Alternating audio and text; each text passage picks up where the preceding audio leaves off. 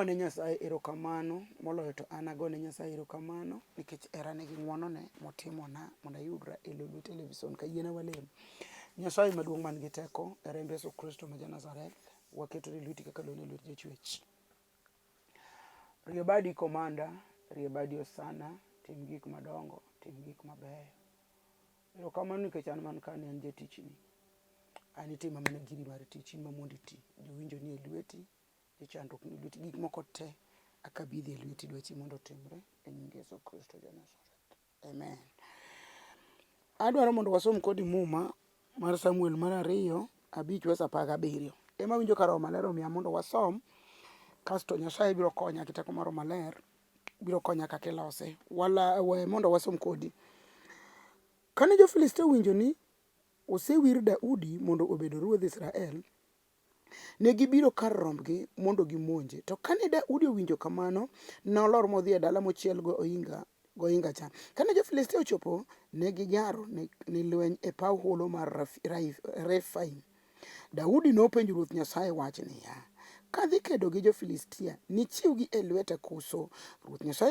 Ruoth Nyasaye nodwoke niya, dhiyo nachiwgi e lweti. Mi Daudi nodhi Belparazim momonjogi kendo loyogi. Eka nowacho niya, Ruoth Nyasaye osemwomore kuom wasika mana kaka Aora Mwomo Gwenge. Mano miyo nochako kanyo ni Belparazim, tiende ni ruodh muomruok. Jo-Filistia noringo moweyo nyisechegi kanyo, mi Daudi kod joge nokawogi. Chieng' machielo jo-Filistia noduogo kendo nochako yaro ni lweny e paw holo mar Refaim. Daudi nochako penjo Ruoth Nyasaye wach niya, mi Ruoth Nyasaye nodwoke niya, kik ichomgi tir, to ng'ad yo ka ng'egi kendo imonjgi kama omanyore gi yien maboyo ka. Kiwinjo mutni e yien ka mutni mag ji mawuotho, to ireti, nimar asetelo nyimi mondo adhi alo jolweny mag jo-Filistia. Daudi notimo kaka Ruoth Nyasaye nochike, mi nonego jo-Filistia chakre Geba nyaka Gezer.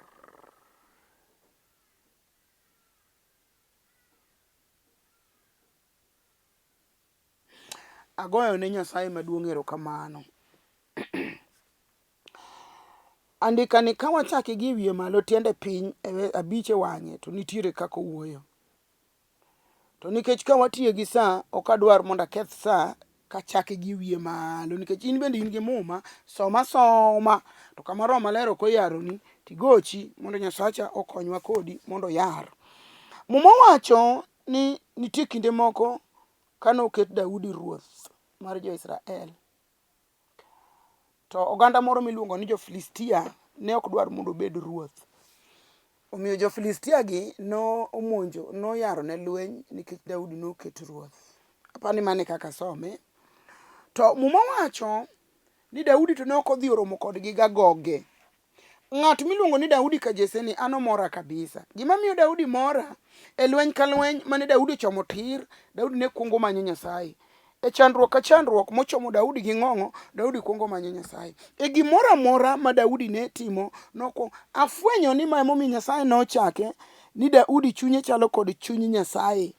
Nikech gimoro amora nokuongo nyiso Nyasaye, to Nyasaye mamiye yo mowinjo luw. Ok odhiye gi tadeni, ok odhiye gi agoko, ok odhiye nong'ere, ok odhiye ni en gi pesa. To Daudi ne dhi kokuongo lamo Nyasaye. E wach moro amora momonje to kokuongo donje gi wiye. Daudi kuongo penjo Nyasaye wach. To mano biro miya thuolo an kodi ka wan ka, to wabiro penjo Nyasaye weche te morado kod ngimawa. Wabiro penjo Nyasaye mokuongo. Nikech afwenyo ni Nyasaye kokuongo penjo wach, to Nyasaye nyiso wach, gimipenje noduoki moriere, momiyi yo mowinjo luw, koro kigori agoya ka ng'ama donjo e bugni. Muma wacho ni sama ne giseyaro ne lweny, to Daudi nodhi mopenjo Nyasaye wach, to koro jogi gisebiro mondo giked koda, be inichiwgi e lweta koso? Daudi mora kabisa. Nitiere muma kamoro ma Daudi nowacho, niketo rieko mag wasika mondo obed fuwo. Nitiere sama kore nyalo wuoyo gi Nyasaye mondo wasiki te, nikech gima ng'eyo ka ni ng'ato ka ng'ato nigi wasike. Kendo wawachni, ji ok nyal eri 100% akweri, ji nyalo eri 30 to 70 ok dwari. Jomoko nyalo eri 60 to 40 ok dwari. Jomoko bende nyalo eri 50 to 50 dwari. 50 ok dwari. Kuom mano onge ng'at minyalo er gi ji te kata otimo maber machal nade. Nitie oganda moko mopogore ma ok dware. Kuom mano ng'ato kik wuondi no heri. Ji ok nyal eri machal akweri. Makata iketo ne gimane iketo gimane ndege giidho to gilor ok gieri machal. Olore ndege kanto chako criticize. Inyalo pogo gi chiemo memegi pesa ma ng'ato ka wuotho to kibunda ni ofuku ni mofuku dwa muoch. To kanyo be ok odwari. In memiye pesa ni no be ok odwari. Owuoyo kumi marach kabisa. Bende nyalo bet mini pidho ji mitedo to chiemo miyogi to giyieng to girwako maber to giwirore nini gik mang'eny timo negi. But nyaka ng'ame miyo chiemo ma in mitokone ok dwari. Adwa ni bed mariek. Ni ng'ato nyalo owuondi gi dhoge. Ng'ani inosep owuondi. Lam Nyasaye mondo mi chunye. Lam Nyasaye mondo nyisi kaka ng'ano chal. Amor gi Daudi ka Jesse jal mane ng'ato kuondi. En kibiro ne to kuongo penjo Nyasaye to Nyasaye keti duke nyime. To muma wacho ni nodhi mopenjo Nyasaye wach. To koro jogo sekebiro ka mondo wakedi. To an ne ok aikora ne kedo. Jogi bibiro keto gi e lweta adier. Amor gi Daudi. To bende amor gi Nyasach Daudi ka Jesse. Nyasaye mipenjo wach to kelo sano. Daudi nopenjo Ruoth Nyasaye wach niya, ka dhi kedo kod jo-Filistia ni chiwgi e lweta koso. Ruoth Nyasaye nodwoke niya, dhiyo na chiwgi e lweti. Mi Daudi nodhi Belparasim momonjogi kendo noloyogi. Eka nowacho ni Ruoth Nyasaye niya, isemwomori kuom wasika mana kaka Aora Mwomo Gwenge. Mano miyo nochako kanyo ni Belparasim, tiende ni ruodh muomruok. Jo-Filistia noringo moweyo nyisechegi kanyo, mi Daudi kod joge nokawgi.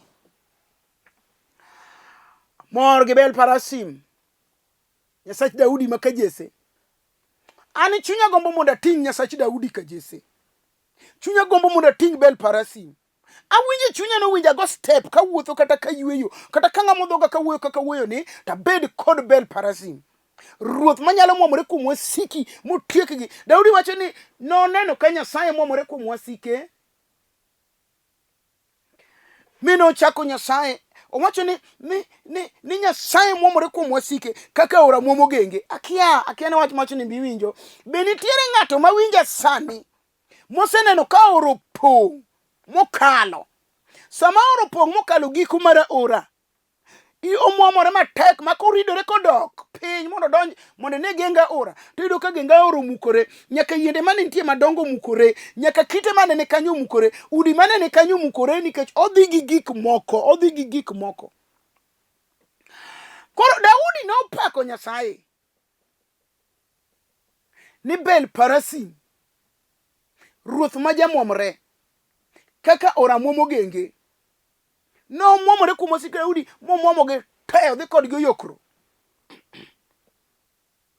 To an ma momiyo nyisi ni Nyasaye Daudi berna. Nikech en Nyasaye matimo wang' kod wang' ok pandi. Ben ok oter pole. En otimo hapo na hapo. Nyasach Daudi ka Jesse. Abiro puoyo Belparasim. Kasa oromo mondo puo Belparasim tabiro puoye.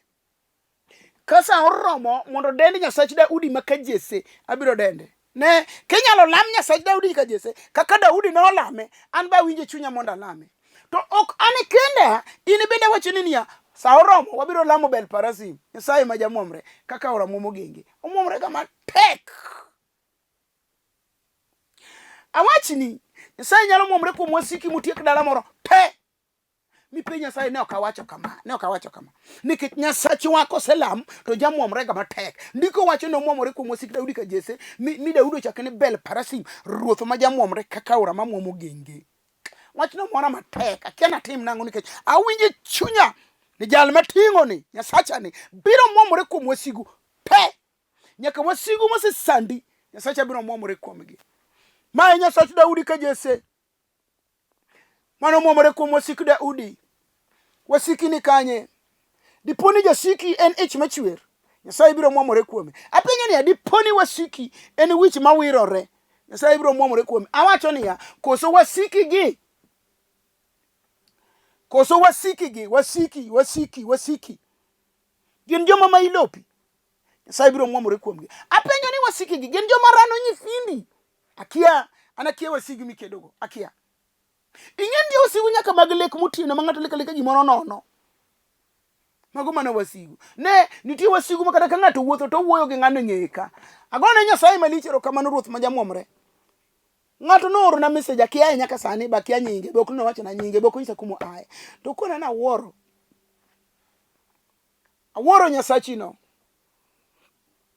Jal mane lamo na ka onge nyathi. Maka wuono ma oro ni message ni an gi nyathi. Awuoro Nyasaye. Kare onge gima tek manyalo tamo Nyasaye. Mano jal miluongo ni bel parasim. Akia nyinge jal akia kodo dhako kodo dichuo akia ne ok owacho no. Eno wacho mano wuoro Nyasaye no. Nyasaye mana lamo ne ko onge nyathi. Ka wuono oro na message ka en gi nyathi. Akia mo wacho ni kare onge gima nyalo tamo Nyasaye. Tame mana kapok ochiwne. Nikech Nyasaye to nyaka chiwne gik moko eka Nyasaye timoni maber. To ok aduoko ng'ano nyaka kawuono ma wuoyo ni pok aduoke, abiro manyo kaka abiro duoke maler nikech akiaye apako Nyasachi nyiseche. Mano e Nyasachi Daudi ka Jesse.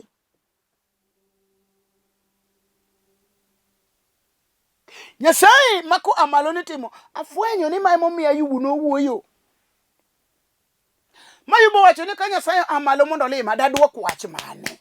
Nitiere Nyasaye manyalo amalo mondo lim dichuo moro kata sani. Nitiere Nyasaye manyalo amalo mondo lim dhako moro kata sani. Nitiere Nyasaye manyalo amalo mondo lim ot moro kata sani. Nitiere Nyasaye manyalo amalo mondo lim rangach moro. Kora kia gima idwaro nikech Nyasaye manyalo amalo mondo limi. Jehova nyalo amalo mondo limi. No amalo ni Daudi ka Jesse. Mi Daudi chake ni bel parasim. Ruoth ma jamwomre Kaka Aora Mwomo Gwenge. No mwomre kuom wasike motieko gi te.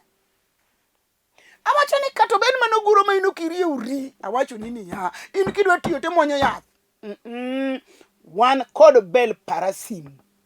Jal makomwomre matek. To guroge moyiecho te. Tidong' kingima. Awacho ni kata nitie mana growth. Ne. Kata nitie mana cancer. Wan gi Nyasaye moro mondike muma. Iluonge ni bel parasim. Ruoth ma jamwomre Kaka Aora Mwomo Gwenge. Na mwomore kuom yosik Daudi maka Jesse. Apako rabi ma wuod Nyasaye. Osana nitie sani. Emmanuel ni majadak gi ji. Anakia gima chandi. Awacho ni kato bed mana dundo magwecho matek. Wan gi Nyasaye mabiro mako gino. Yano obiro kontrole mondo gwech kaka dundo winjo gwechi. Awacho ni kata ka in gi pressure. Wan gi Nyasaye moro. Jal manyalo mako pressure machung' pi. Ruodh lela. Nyasach polo gi piny. Jal maseneno kochung' koda. Jal maseneno katimo gik madongo. Jal ma mon gi chuo timo neno. Jal manyocha winjo ka ng'at moro wacho na ni nyaka nyabi mondi lemna. Aseneno gik malich. Aseneno Nyasaye no katimo. Gik mane Ruoth otimo ne ok abi pimoni nikech amoro watni. Aseneno Nyasaye no kagolo nyaka jin kawuoyo gi ji aching' kama. Apako Nyasachi nyiseche. Mwacho ni ka jolweny ne omonjo Daudi maka Jesse. To ang' Daudi odhi ir Nyasaye to penj. Wabiro dhi ir Nyasaye sani mondo wapenj Nyasaye no wach. Nitie wach ma kipenjo Nyasaye to kelo ni duoko. Wabiro penje kuom chandruok momaki. Wabiro penje kuom yath mi oroni. Awacho ni wabiro penjo Nyasaye no wach. Kuom tich ma kimanyo to kiyudi. Ne nyaka chunje mag dhier wabiro penje Nyasaye wach sani. Tadwa ni ng'e. Chunje dhier go to kada wapenje Nyasaye wach. To muma wacho ni wan to wanatine to ne gwedwa. Dhier tiklo golo gi tiyo ne Nyasaye. Amor ka yalo Yesu ka. Aseneno Nyasaye. Manya wuoyo kod nyithindi Nyasaye ka. Ma Nyasaye omiya kombe. Even though pok oromo to Ruoth osemiya kombe. Mano imbal bel parasim mayalo. Nyasaye no osemiya speaker achiel. Dawuona di kuom Nyasaye. Osemiya microphone ariyo. Dawuona di kuom Nyasaye. Nyasaye no osekelo nyaka keyboard moro. Awacho niya, pod wan e lweny watiyo ne Nyasaye. Pod wadwaro gik moko e nyim Nyasaye. Teme Nyasachwa kod tiyo ne Nyasaye. Asegwedho chuo gi mon. Asegwedho oganda moko manyo winjo report ni nwayao kanisa to onge gimoro. Nyasaye mondo gwedhi. Muma wacho ni Daudi ka Jesse. No penjo Nyasaye wach ka jolweny obiro matanda wuoya. Amor gi Nyasaye Daudi kod Nyasaye Elisha. Elisha ka koro omonje matek maja ting'ne ndayo kone ni ruoth. Wadiu ti wati mang'o. Jolweny opong'o oko ka. To Nyasaye kone ni olamo Elisha lamo Nyasaye. To kone ruoth yawna wang' ng'ani, yawna wang'e gi, yawna wang'e. Mondo ne kaka wan gi jolweny mopong'o got jolweny mag mach. Ing'eyo ni wasigu nyalo monji mi par ni dong duk. Ini kendi gi lweti nono. Nyasaye nyalo kelo ni oganda mag lweny mag mach. Jok marita an Nyasaye nokelo na guok morita e piny awendo. Kumonja gotieno apako rabi. Maguok dak kod ndalo adek ka keno guogo nga to kogiyo to piny go didi. To chieng' mar ang'wen akon Nyasaye dwa ng'eyo kuma guogni ae. To ruoth kona dwa ni ng'e. Ni ana nyalo riti kona te nyalo riti gik moko duto. Onge ng'at ma nyalo interfere gi ngimani nikech aserito ngimani. Apako rabi ma jatelo. Daudi wuoyo gi Nyasaye waso muma wacho niya.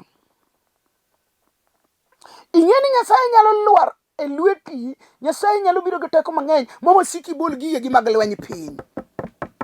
Magigo bede lweti nikech Nyasaye miyi teko mar ting'o gigo.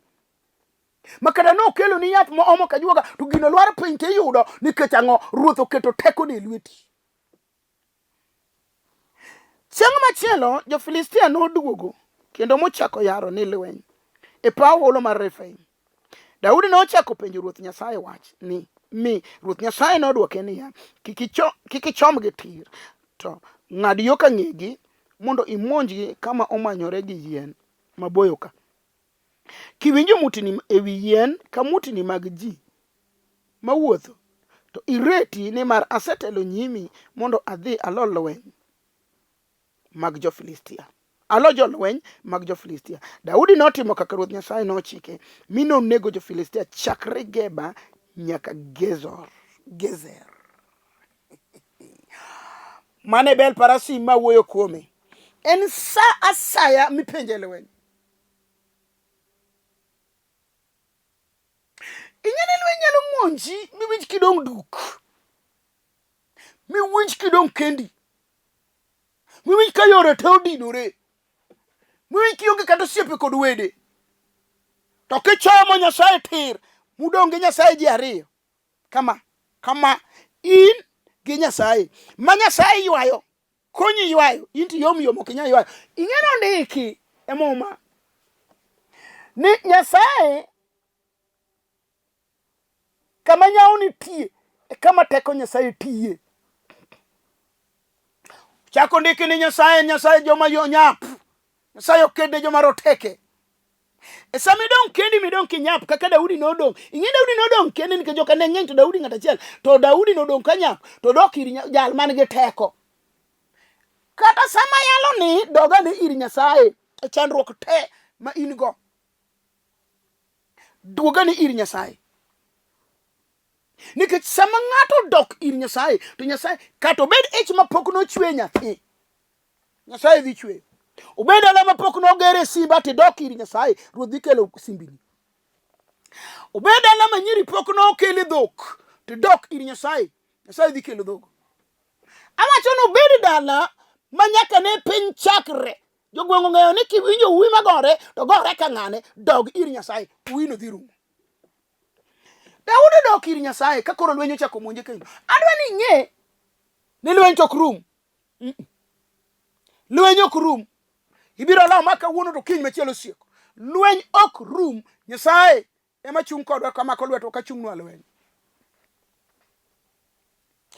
Daudi achiel ne mowuoyo. Ka Daudi dhi kedo gi Goliath. Mango chiwe lwet Nyasaye. Awacho ni lweny ma in go chiwe lwet Nyasaye sani. Lwenji no we bede kindi gi ng'atno. Lwenji no bede kindi Nyasaye gi ng'at masandi no. Gi jachien masandi no. Gi ndulume masandi no. Lweny we kedo. Gwe lweny no obede kindi Nyasaye kod neko momako nyathini no. Gi jin mo orno. Lweny mi Nyasaye mondo rad gi chindi no. Ok in. Daudi nochiwo Goliath e lwet Nyasaye. En koro dong' adong' koni koro aonge wach. An koro adong' e nyim Nyasaye maratego nikech asechiwo lweny e nyim Nyasaye. Nyasaye koro kedna gi Goliath. Girad garada ndi an onge gima nyalo timo. Ne kotiyo ka dakika 5 ka ok Nyasaye okawo Goliath mochwado piny e lo. Ere gima sandi? Ang'o miparo ni Nyasaye ok nyal timo? Ang'o mineno ni Nyasaye ok nyal? Mineno ni Nyasaye ok nyal? Ang'o miwinjo ka ok nyal? Sami chiwo lweny ne Nyasaye, ma lwenyo bedo e kind Nyasaye gi jasigu, tibiro neno kaka Nyasaye tiyo. Daudi wacho ni Nyasaye kawuono kendo gichag gimonja, gibiro ne lweny. Iyiena mondo adhi arad kodgi, nichiwgi e lweta. Nitiere wach mipende Nyasaye kiyom yom, ruodhe an kora dong' kenda. Bende dichiw josikagi e lweta, to kata ka ok ichiwogi, inyalo kedo na lweny, to kata ka ok ikedo na, inyalo lona lweny. Nitiere kaka inyalo frame wach mimiyo Nyasaye. Daudi wacho ni Nyasaye wacho ni Daudi kawuono to kik icham gi tir. An bende kayalo wach ni tawinjo kara oloko nago ni nitie lweny mok chom tir, nitie lweny mi ep. Nitie lweny moko ma kichomo tir tirado rie. To Nyasaye wacho ni Daudi kajese ni kawuono to kik ichom gi tir. Chipta dhi mita dhi migi. To ing'eyo ni kama wasomo malo cha Nyasaye kone ni abiro chiwo gi e lweti. To wachno nomiyo Daudi ochoma choma jo-Filistia acheng' nikech ruoth oseyise nomiyegi. Nitie jomoko ma ka Nyasaye wuoyogo to paro noleko. Bende nitie jomoko ma ka Nyasaye wuoyogo to nene ni mago wacha. Nitie jomoko ma ka Nyasaye wuoyogo to chayo wachno. Ne, nitie wach ma ka Nyasaye wacho, donje wachno. Daudi penjo Nyasaye to kweni kora migi to chomo gi to ang'o cha oneno Nyasaye kaka kedo gi wasiko yokro mochako Nyasaye ni bel parasim ruoth ma jamwomre jal ma mwomore kaka Aora Mwomo Gwenge. Lweny ochako biro mar ariyo. Ema temo wacho ni lweny ok rumga, to Nyasaye manomiyi lo lweny mokwongo biro miyi lo lweny mar ariyo. To Nyasaye momiyi kalo lweny mar ariyo biro miyi kalo lweny mar adek. An ruoth nokalo koda lweny kopidhna nawi e dala. Manawi no okelo vituko ne kabisa, lakini ok ohinya. Nyasaye nokalo koda. Nyasaye manokalo koda lweny mar nawi no e jal mochako chiera dier jomotho. Nyasaye manochiera dier jomotho tiende lweny ok rum. Bira te kaka ikale no in ming'eyo kaka ikale kindi gi Nyasaye. Emomiyo apuonji kaka ikalo lweny. Nyasaye manochiera dier jomotho no ema ang'o chako chango da tuo mano oto iya makora chwich. Lweny ok rum. To kobiro to nitiere kaka ikale. Nyasaye no ema nonego na juoga kobiro mondo nega. Akia ni biwinjo lwenje masekalogo to pod ok orumo, nitie lweny ma pod manya. To kaka ruoth nokalo koda. Ing'eni ka Daudi oloyo Goliath to wang' lweny ochako buke ma wach ruoth owuok apoya ma Daudi wuok gi ng'wech odhi e lweny kok okaw gi lweny kech wach ruoth orikni. To kochopo to penja Abimelek nta penji. Be une gi gir lweny moro ka pala kata ligangla nikech wach ruoth nowuok arika ma ok akaw giga mag lweny. To Abimelek dwoke ni winjo. Waonge gi lweny moro ka. Gima wan go en pala mane nego go Goliath jagath e holo mar Elacha. Ene moboye gi nanga e tok law dolo mar Efod. Kidware to kawe. To paro kuma pala no nogole. Oparo pala mano ng'ado ng'ut Goliath. Oparo kaka Goliath nosungore nyime. Oparo kaka Goliath nochikore. Kaka Goliath ne miyo Saulo gi jo-Israel ringo. Paro Nyasaye manokedo ne gi Goliath. Mango chwado Goliath piny. Mapalo golo lalo mar Goliath. Mango ng'ado go ng'ut Goliath. Nitiere Nyasaye ma kiwene lweny to nyalo kedo ni kata sani. Kato bed tuo mar asthma, nitie Nyasaye ma kiwene lweny to biro kedo ni sani. Awacho niya, kato bed mana tuo mar dieo remo. Nitie Nyasaye ma kiwene lweny to biro kedo ni sani. Nyasaye ni nyalo kedo maka manyi ka juoga to noketi wi lwanda marabora mondo ikuo. Owacho ne Abimelek ni none like it, give it to me. Onge machielo machalo kode. Miyago. Oparo gik mosetimore. Yano paro kaka pala no nomiyo lo Goliath jagath. Jal ma fut ne bor, jal ma dende ng'eny, jal ma kuchung' malo to ji ringo. Jal ma noluongo Daudi ni athia ma jakwath mogo picha monyise ni ne kaka senegi. To Nyasaye nokedo ne gi Goliath mokan pala kaka rapar. Nitie gik ma ka Nyasaye otimo e ngimawa to wakane chunywa kaka rapar. Kawuono winjo Nyasaye dhi timo ne ng'ato hono bed ni rapar kinde gi Nyasaye maka chandruok moro chako duogo to iparo kama ruoth nogolie. An Nyasaye nochiera dier joma tho mano bedo na rapar. Nyasaye mi anyuolo nyithindo ka jachien odagni ok anyuol mano bedo na rapar. Nyasaye nonego na juoga kobiro mondo nega mano bedo na rapar. Nitiere gik mako timnwa to bedo nwa rapar maka wadhi e nyim Nyasaye to koni ruoth dini onge Nyasaye dini onge gima kama ok notimore na. Daudi kone Abimelek ni onge machalo kode miago en makona dhilo kode lweny. To mae momiyo Daudi kalemo to penjo Nyasaye jogo chako duogo kendo ne lweny. To jasiki bingine ok nindi. Jasiki ok nindi. Jasiki unyalo chomi gi mitoka mibar. Unyalo kelo polo mabar. Unyalo kelo thuol mondo kai mabar. To kata obaro en ok oyue. Jasiki ok oyue. Omanyi 24/7 ka ini nindo samoro nindo mokilemo. To Daudi nopenjo Nyasaye wach. Be an jo-Filistia go chako yaro ne lweny bibiro chiwo gi lwet. Wach mogik mondo walem.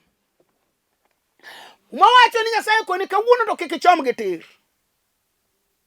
Wegi telo mbele ti dong ka ngegi. Ti winja ne muti ni mag yien ka muti ni mag ji. Tibiro fwenye ni an Jehova Nyasaye setelo mbele ni. Nitie Nyasaye manyalo muti ni sani. Jehova biro muti ni kuom dichuo moro sani. Odwa muti ni kuom wasigu moro sani. Obiro muti kuom dhako moro gi dala moro gi ot moro gi rangach moro gi migogo moro mokwamo. Obiro muti ni. Muma wacho ni Nyasaye wacho ni Daudi ni kik ichom gi tir to ng'ad yo ka ng'egi mondo imonj komo chamore gi yien maboyo ka. Kiwinjo mutini ewi yien ka mutini mag ji mawuotho to ing'e to ireti ni mar asetelo nyimi mondo adhi alo jolweny mag jo-Filistia. Okone ni kik ichom gi tir. Duogi ka ng'egi. To kiwinjo koluwore kama yien maboyo nitie kare Nyasaye be nyalo miyo ng'ato mafichoni kar pondo. Ni to kiwinjo mutini mag yien ka mutini mag ji ng'eni mawuotho ting'eni asetelo mbeleni koro ichom gi tir. Ndiko wacho ni chieng'no Daudi nowinjo ka gik moko mutini ka gima ji wuotho e yien to ema nochomo go jo-Filistia. Ma ndiko wacho ni nonego gi te kochako nego gi ka gidhi kodhi Geba nyaka Gezer. Sa oromo wadwa lemo. Ere jasigu midwa ni ruoth otiek ni sani. Ere lweny mikedo mok inyal kedo kendi midwa ni Nyasaye lo ni sani. Chunyi mane mochier midwa ni ruoth lo ni sani kech obiro mutini Nyasaye oja mutini ga oja mutini okongo mutini. Ai to telo mbele. Ka to lono wasikwa. Sa oromo mondo Nyasaye koro lo ni jasigu. Akia jasigu mumonji akia ing'eyo jasigu no mak na TV no mak TV. Awacho ni mak TV sani chok Nyasaye gi wach ne wach moro. Sami mako TV no wach moro nikech awinjo ka Nyasaye ni kage teko mang'eny odwa timo ono moro mibiro go e uwi. Awacho ni adiri na winje ro maler Nyasaye dwa timo ono mibiro chikori migonduru gima ne ok ipar. Wala mokodi wamiyo nyingi duong' wuoro maler. In jadiera pelo dichieng' gotieno. Nyingi winjore gi dend kod pak. Ine alfa kod omega, ine chakruok gi giko. Unge machielo machalo kodi dadi. Irie padi Nyasachi nyiseche. Itim ono sani ne jal man gi chandruok. Ne muma wacho Nyasaye ni luongi ni bel parasim ruoth ma jamwomre mano mwomre kuom wasiki Daudi ka Jesse Kaka Aora Mwomo Gwenge jale ne gi chandruok mwomri. Koro mutini kuom gik moko masande Nyasaye. Tel mbele chandruoge ne Nyasaye. Itimne ono. Igwedh studio ni baba gi joyalo duto manie iye pastors gi bishop gi reverends Nyasaye kete lweti. Igwedh na studio ni gi ji duto te matie iye ka Nyasaye kod wuon studio ni gwedhe mondo iting'e malo ka yawo mbapa pinye. Itim ono ruoth. Nyingi musiko yudu duong'. Alami ka yie e nying Yesu Kristo ja Nazareth. Amen. An mawuoyo kod an Nereah Mbewa. Mawuok karachuonyo ka uma skul kandiege. Anyara sembo kanyikela modak ndhi warangenya school. Anyar jaduong' mano senindo Rufus Agola boy. Anjal ma Yesu Kristo noar. E kinde ni Nyasaye miya ng'wono omiya kanisa manyien iluongo ni Hope for Good in Christ Church. Arwaki kanyo. Wan Kaloleni Social Hall along Njogo Road, but City Stadium. Kibiro lor kata City Stadium. Lor kata Kaloleni Stage. Kamora mora miwuok donje City Stadium. Yodwa kanyo. Wane dot mochomo babut cho. Social Hall kanyo nitie cho moger. Wane dot mochomo cho. Dot makokoto ole. Arwaki kanyo. Kikibar. Donja kanyo wedhie moko kanisni ng'eny kanyo. Biye dot mabut cho kama ole kokoto. Nyasaye ogwedhi. Ibiro yudo bana mara kani kanyo. Nyasaye ogwedhi. Waneno gik madongo ma Nyasaye timo. Namba na 0720 0720 40 3913 nono abiri ariyo nono ang'wen nono adek ochiko achiel adek. Nyasaye ma ono mondo gwedhi. Kibire kanisa kel ng'ato, makie ng'ato man gi chandruok, makie ng'ato be obi winje wach Nyasaye, kelie ng'ato, kele ng'ato. Nyasaye mondo gwedhi e remo maler mar Yesu Kristo ma ja Nazareth. Shalom. Warad sa Nyasaye.